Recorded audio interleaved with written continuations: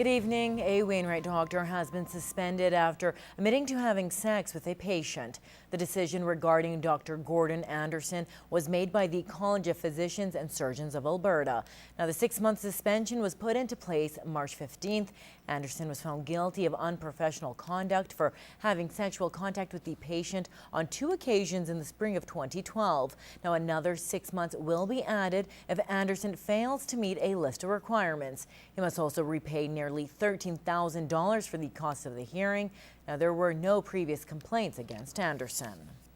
Well, upgrades to Highway 17 and the future of the Dr. Cook Care Facility are just 2 issues the Lloydminster Chamber of Commerce is speaking out on. The Chamber has released its annual list of policy resolutions, and as Kim Smith reports, the goal is to continue to attract labor to our area. Trains and transport trucks traveling through the city are a common sight. Lloydminster is a huge economic driver for both of the provinces. In its policy report, the Lloydminster Chamber of Commerce outlines issues it would like the municipal and provincial governments to address. One of those concerns is the condition of Highway 17. We have a lot of equipment and people that are deployed to Highway 17 every day.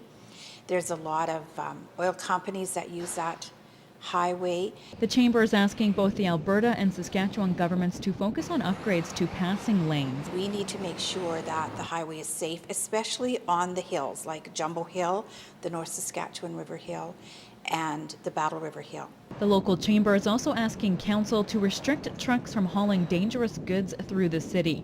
Right now, there is no bylaw to stop them from doing so. In healthcare, the chamber hopes the province will reconsider its plans for the Dr. Cook facility. The Alberta government is building a new extended care facility. The province had talked about demolishing a wing of the current building. We're trying to attract labor to our community. Oftentimes, elderly parents will follow their children and their grandchildren, and so we need to make sure that there are amenities available. So we're just adding our voice to that and saying perhaps there is another use for the Dr. Cook, and please look at that before we just knock it down. Policy resolutions take at least 2 to 5 years before we see any major changes. The Chamber has been successful in the past. We've been asking the City of Lloydminster to do a survey on public transportation for the last 2 or 3 years, and they're doing that this year, so we really commend them on that. Kim Smith, Newcap News.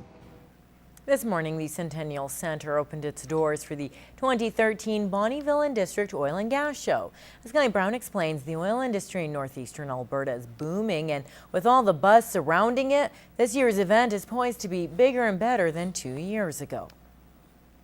It's been months of planning and hard work for the organizing committee of the 2013 Oil and Gas Show in Bonnyville, but finally the highly anticipated exhibition is here. Planning for the show has been exhausting, but now that we're actually here, just excited to actually be talking to all of our exhibitors who are coming in, and just been getting a lot of good compliments already. Despite it's only the second time the event has been held in Bonnyville, this year has seen a sizable growth increase, setting some high expectations.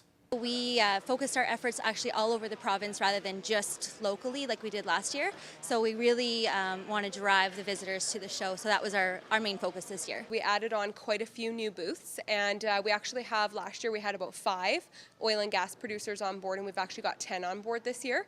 And we are expecting to at least double the amount of visitors walking through the door.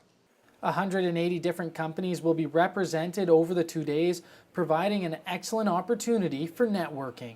We're basically bringing new and innovative products to the industry, and the shows gets us in front of the local people and have our customers come through the shows. I think it means a lot for that support. There is a lot of engagement with other companies, meeting other companies and exchanging their business contact information, and maybe even expressing what benefits of associations that way. The event continues from 10 till 4 tomorrow. In Bonnyville, Clayton Brown, Newcap News. It was an afternoon dedicated to local health care. The Lloydminster Health Foundation revealed their 2012-2013 donor wall to a crowd of donors, board members, and friends at the Golf and Curling Center today. Now, it was also a chance to recognize board members who are moving on and welcome the new additions. Barb Hediasic reports. The new donor wall was revealed to a delighted crowd at the Golf and Curling Club. It was a regular who's who of community members and friends who have supported the local health foundation. Sandra Chapelski was also honored at the event for her 4 years of service as a board member. My husband and I are both in the healthcare field, and we just felt it's nice to give back to the community. The Health Foundation does so many nice things for the community and it improves healthcare within our community, and it's good for our family and all the families that are around here. Chapelski explained why the afternoon was dedicated to those who have raised and given money for major projects in the area. These are our major supporters. We need all of these donors, and we need everybody to keep continuing to give. The afternoon was also a chance to introduce the foundation's new CEO to the public. Wendy Plandowski takes the role in July.